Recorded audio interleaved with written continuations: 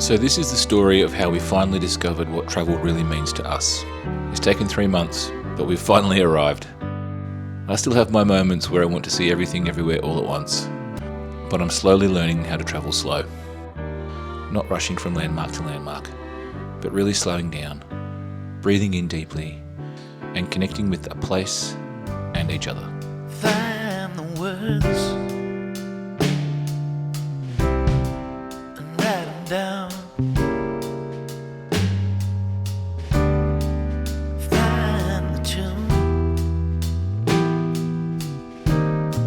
and sing it loud.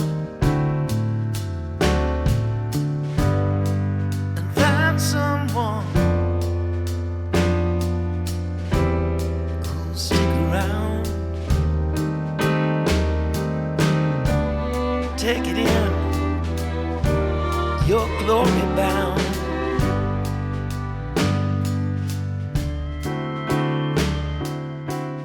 When we first arrived in Barcelona, we caught up with James, our old friend from Tasmania. The things we got up to certainly weren't going to make this video. You'll have to catch up with us when we get home if you want to hear those stories. We came to Spain with a different plan. Instead of the typical tourist trail, we chose slow travel.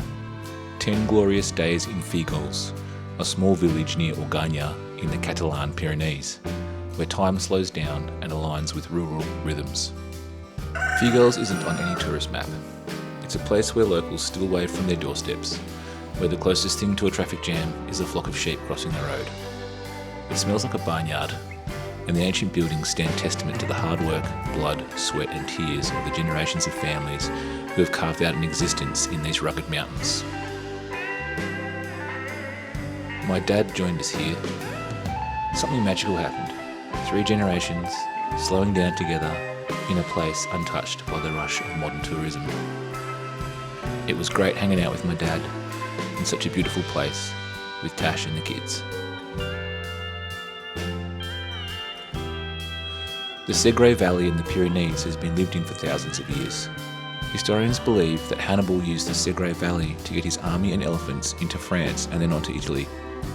Standing atop a mountain, it was easy to visualise the military train slowly making its way up to Andorra and into France.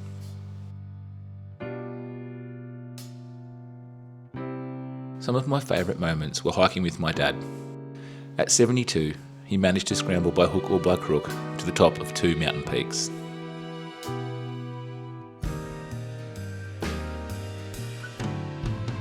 Together, 3 generations, we climbed to Roca Santa Fe, an isolated church perched impossibly on the mountainside.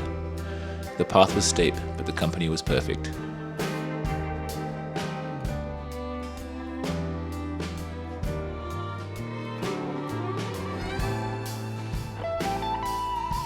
The tradition holds that those who climb to the church should ring the bell 3 times. We were happy to oblige.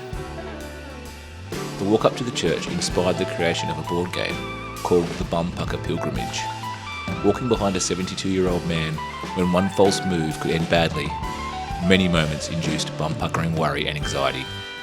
But to his credit, my dad made it up with only a few scratches here and there. Standing there, looking out over the Pyrenees, we understood why people built sacred places in wild places.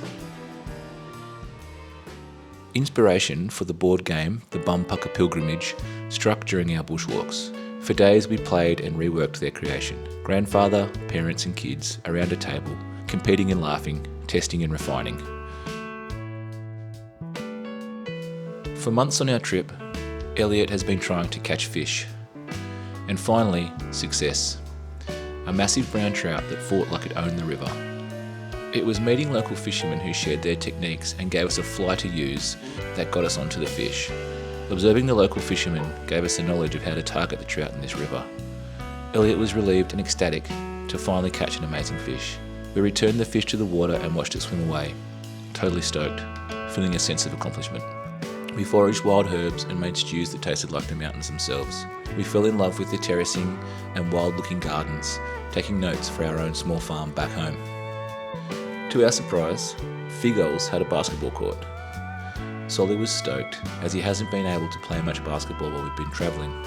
It was a delight to watch him play next to a medieval church built in the 11th century with the rock Nerida in the background.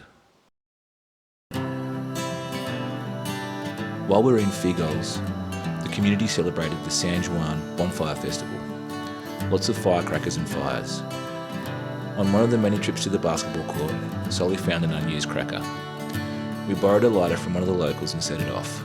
Instant delight.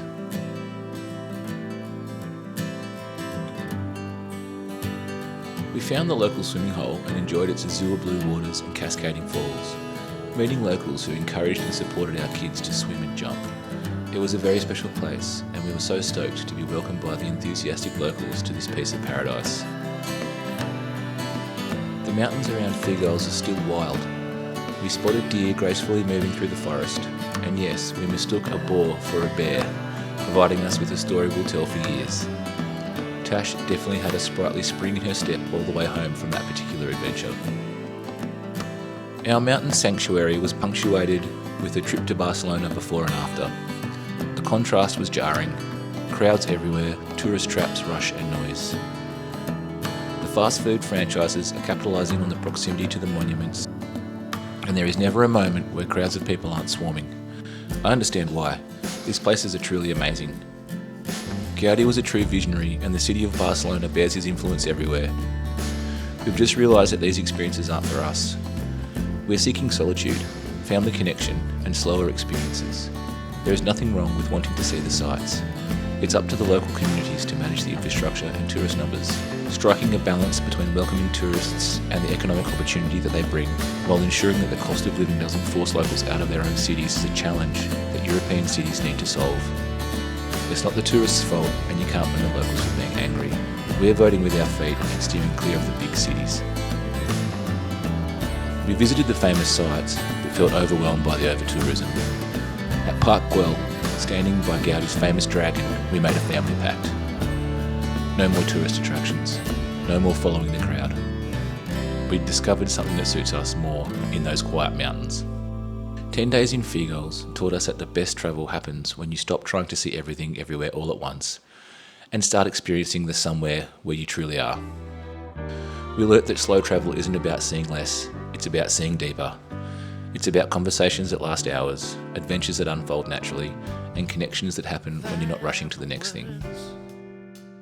The mountains gave us something no tourist attraction could: time. Time to talk, time to play, time to be together without the pressure of an itinerary. Sometimes the best journey is the one where you slow down enough to actually arrive. Now we're headed to the mountains of the Marine Alps in Italy for more slower paced travel.